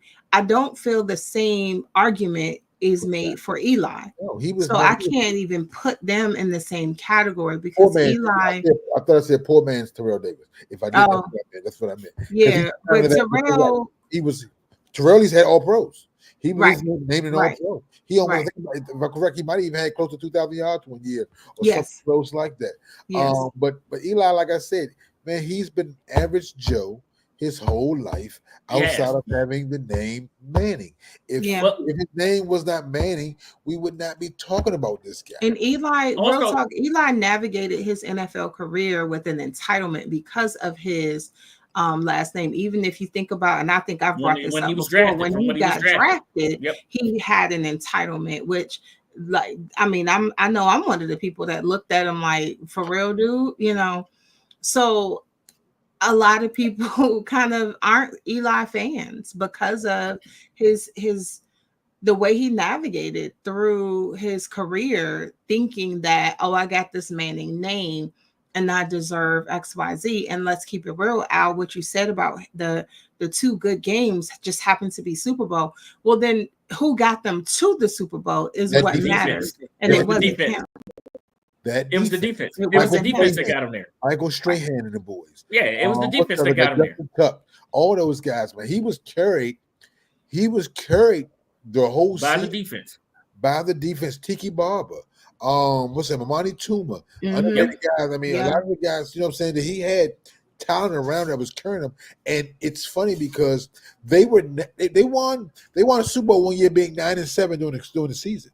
So it wasn't like they were turning it up throughout the whole year. They were average even with their record. But Tom Coughlin, I think it was dramatic. Coaching matters. We say it all the time on this show. Coaching matters in the crucial times. You got to have talent too, but coaching does matter. And I think, like I said, I think Ben Roethlisberger is a much better candidate for first team Hall of Fame. I agree. Than Eli Manning. I agree. Well, I'm gonna tell you somebody. The reason, like me and Sid was having this conversation is because I'll call Sid something's on my mind and we'll talk it out, right? It Sid will tell you he had pretty much Sid had pretty much the same arguments that y'all had. That's why he hasn't had to say anything. He's been having the same arguments with, but my point being, we all here. I don't know where Pick be at. No. My point being is this. My point being is, I'm not bashing Aaron Rodgers, and I'm not hating on Aaron Rodgers. Okay. Al knocked it out already. It was what stopped him from getting to the Super Bowls. And the first thing we thought about was, did he run into a Michael Jordan? And we couldn't think of a quarterback or a team that constantly knocked him out, right? Because right now you can have that argument. Joe Burrow's having that argument. Is Patrick Mahomes is over here, right? And that was the other thing that we said too, is you took yourself to the AFC. It's dudes in line waiting to run to the Super Bowl over there. You went to dogs. Dog. Yeah, it's dogs over there. You got Joe Cool. You got Josh Allen, the incumbent guy Mahomes, right? And Justin Herbert is still trying to get out of the division to get in line to get into the playoffs. CJ Stroud up and coming. CJ Stroud's over there right now. So what were you thinking? So that's really where that whole conversation went between me and Steve. But the thing is, I think the best way to put Aaron Rodgers, in my opinion, is he's been a player who's always gotten in his own way. And like they said, one of the most talented throwers of the football, Hall of Fame quarterbacks have said they've ever seen. and a boatload of talent, but why didn't he ever do more with that talent than to go to 2 Super Bowls and win one? And when that one was what, 07? What was it? Oh, it was a long time ago. 07, 08. It was a long time ago. It's been over like 14 years since he's won a Super Bowl, I think it was. So I think that's the biggest thing. He beat it, in fact, he beat it because he won against the Steelers. And yeah, that's his thing. I think he's been a waste of talent more than he's been a lack of talent. And that's where I think your thing is you expected more. You expected him to put up, but he's put up Hall of Fame numbers. He has a Super Bowl. And I think, and he's on an all-time list of greatest throwers of the football, but maybe not quarterbacks, if that makes sense. Yeah. That's cool. Great conversation, huh? Said. Yep. Oh, I'm gonna tell you who is Timothy. Great conversation. Yeah. I'm gonna tell you who I'm looking for too next week. I'm gonna tell you who I'm looking for. Let me go up in this chat. Timothy, somebody, Sitwell, somewhere. I'm looking for him next week. I hope he's still on the show. We're gonna answer some of this show. He gonna have something to answer for next week when we come back after this Ravens Commanders recap. We're gonna have a little tick for tack on the chat with him because he gonna eat some of the words he threw up in that chat. Hey, Tim was throwing haymakers today. Yeah, he was. Tim, hey, it's been good seeing you in here. It's been good seeing everybody in the chat. We really do appreciate y'all. Listen, we'll be back on Saturday with our NFL pick show. Okay, listen up. All right, it's getting close to First String Podcast giveaway time. One of these weeks, you guys that put your picks in the chat, we're going to keep track of them. I'm not going to tell you what week it is, but it's getting close to First String Podcast giveaway time. So you want to tune into our Saturday shows because our top picker from the chat will win something special. So I'm just letting you know that's coming up. So make sure you tune into our NFL shows. Put your picks in. Keep track of your picks because we're going to keep track of them on the weekend that we decide is our giveaway weekend for our people in the chat. You got to tune in. We're going to tell you then. Next week's show, we have Adam Aubrey coming back. He's going to hook us up with some great NFL inside knowledge on the Commanders. And I'm working on a guest that is getting another show right now for next week as well. So I'm not going to tell you who that's going to be, but make sure you guys tune in on Tuesday after the Ravens Commanders game for a recap where we can make these Ravens eat some crow. Talk your talk, Commanders, because we got a quarterback. Lady A, did I get a fine today? Yeah. They're playing in Baltimore. They're playing in Washington. Baltimore. It don't really make a difference. It makes a big difference. Did you believe that? Said it makes a no. It don't make a difference as far as the fans that are going to be there. It's going to be half and half anyway, no matter which team. Is Baltimore going to represent. Said, watch what it look. They said look for that purple in the stadium. I'm going to tell you right now. I know they're trying to go into the stadiums and take over the stadiums like we do, like Pittsburgh do. Like who do? Like who's we do? Who takes over? Who's we do? We travel big everywhere we go, dog. What you do that? You know that we travel everywhere. We travel too. We travel to London. We travel everywhere. Wait till we go to Atlanta. Me and Say going to Atlanta. I don't want to hear that, Lady A. I'm not listening to that mess. It's the truth. Man, the Redskins fans ain't got no freaking fly miles for traveling, watching that daggone team, man. You done lying. You done lying. Because we travel to Dallas every year. I don't know what you travel because I like going to see a good stadium. What? We like to go to Dallas and represent our team. That's what we like to do. Food, good how we treat y'all well down there. Much better. We used to call it FedEx. We used to call it FedEx South. Now it's you ain't Northwest never Stadium South. Don't you do that nonsense. It's Northwest 2 times a year every year. Wait, let's back up. Hey, Pitt, what's the name of that restaurant? That little place right down the street from AT&T Stadium. What's the name of it? Dallas from AT&T. Yeah, it's right down the street from AT&T, and it's a little restaurant. You know, they got a bar, and they. I feel like their decorator has decided to make it burgundy and gold. You know what I'm talking about? Nope. I know what you're talking about, Lady A. But Al, do you know what you're talking about? I have no idea. Don't worry about it, Al. I'll stream live from there tomorrow. All I know about XNT is Dallas Live and the Walmart. That's all I got. That's because I got a Walmart. That's all. Walmart. I hear you. Ain't no restaurants that look like DC down there. Yes, it is. It's a Burgundy and Gold restaurant. It's a Burgundy and Gold restaurant. Yeah. Yes, right down the street. Somebody with some money was a hater that we let. That's not true. No, it's to cater to the fans that live in the area. There's a large amount of fans in the area. And that is true. That used to be true lots of years ago because Washington was the furthest south team in the NFL. But the NFL has expanded, Lady A. It's been many teams. Correct. And there's still some fans in Dallas that frequent this particular establishment. Man, they're good. They're welcome to. Wait a minute. Hold on. Let's talk about this. Burgundy and Gold. Let's talk about this. My man, he chimed in real quick. Daryl Jackson said he's just going to tear the whole thing apart and restructure the Hall of Fame. He said it need two-tier system. What 2 tiers would he want? Yeah, that's a good question. What 2 tiers would he want? That's a he's about to sign off. He said there's a varsity and a JV. It kind of is a 2-tier system. Because you have a first ballot and then you have everybody else. Right. Yeah, but okay, let's be real. A friend of this program should be in the Hall of Fame right now. Brian Mitchell. Right? Brian Mitchell should absolutely be in the Hall of Fame right now.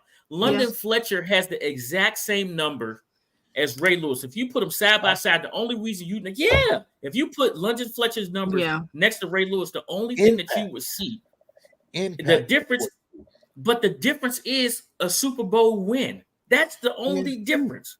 He has 2, Pick. But we just talked. And it was because of the defense, and he was the leader of that defense. London Fletcher has. You just beat me down on Aaron Rodgers has the numbers. London Fletcher has Hall of Fame numbers. London Fletcher has Hall of Fame numbers. He has the Hall of Fame number. He got the All Pros. He got the Pro Bowls. He got the number in tackles. He got all of that. I'm not saying London Fletcher's not a Hall of Famer. What I'm saying to you is he's not Ray Lewis, is what you're trying to say. Don't give me that whole they got the same numbers. London Fletcher and Ray Lewis aren't even that's a 2-tier system. One's the first ballot Hall of Famer, no doubt. One is a Hall of Famer, but not a first ballot Hall of Famer. So I'm just saying, London Fletcher was a journeyman for most of his career till he got to U-All. He put up great numbers. He wasn't a journeyman. He played the greatest show on turf. He changed teams. He went to St. Louis. And then he didn't want to ring with them. He left before he wanted to ring. No, that's when old boy he did not want to ring with them. Yeah, I thought he left before that. Yeah, I'm not taking that from London Fletcher. I thought he was a great linebacker. But once again, he falls into that whole thing of when you list the best middle linebackers you've ever played against or seen play, London Fletcher's not on that list. Man, are you? Yeah, he was with the Bills, and then he was with the Bills. Then that's what I thought. I'm not being this is not anti-Redskin. This has been real. When have you ever heard me say, man, I'm gonna play like London Fletcher? I never heard you say you're gonna play like Ray Lewis either. You've heard many linebackers say go play like Ray Lewis. Not me, but you've heard linebackers say that. That's what I'm saying. Or that mentality you see. I'm just telling you, it matters. Impact matters too. He had an impact in the Washington community, no doubt. He was a great player for them. But the losing. That's what I was about to bring up. His production never produced winning in the DMV consistently. What about this person right here? What about that person? Absolute Hall of Famer. Absolute Hall of Famer. But couldn't get in. Absolute couldn't get in. I think he's going to be in on the senior. He got to go to the senior ballot. He got to go to the senior ballot. That's a shame. That's atrocious. If Russ Grimm is in, well, I don't know why Joe Jacoby's not in. He was one of the original big guy left tackle. Yes. He was part of the Hawks. I definitely agree he should be in. Yes, absolutely.